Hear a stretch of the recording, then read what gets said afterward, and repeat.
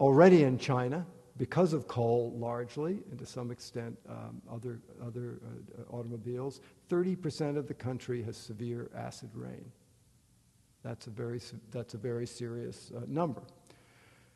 People estimate in the Academy of Social Sciences some 400,000 to 500,000 people have premature deaths because of the air pollution. If you've been to China, you know you can go for weeks in big cities and never see the sky. I had a very interesting experience lately. I was there, I think it was May, and my kids were in school in China, and they had a vacation. And we wanted to take a little vacation tour.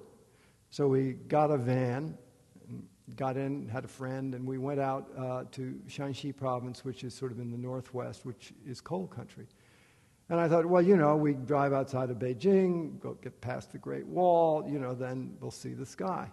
Well, we drove for, I don't know, it was 4 or 5 days, never saw the sun, never saw the sky. And in fact, when you get beyond the Great Wall and then you get into coal country, what you see is one power plant after another, one cement factory after another, one sort of industrial plant burning coal. Indeed, in China, every week now, and again, I've heard different statistics, one new coal-fired power plant comes online. I've also heard a statistic the other day that said 2. Doesn't matter, a lot. Those power plants are not retrofitted with anything, and they are going to be there for 30 years, or whatever the actuarial table is on a coal-fired power plant. And it's a huge problem. 75% of China's lakes are polluted, and there is serious desertification, deforestation, causing floods and various other sorts of dilemmas.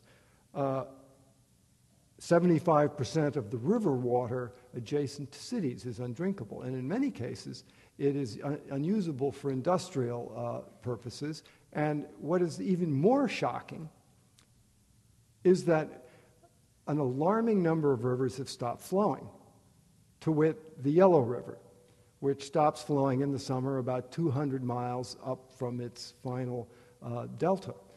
And as I drove across Shanxi province in May, I didn't see a single river with any water in it. You pass bridge after bridge after bridge, no water.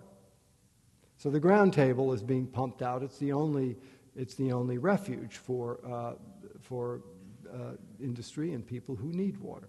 And I should also say that landscape in that province, which I visited a number of times, and first time long ago, was one of the most desecrated landscapes I've ever seen in my life.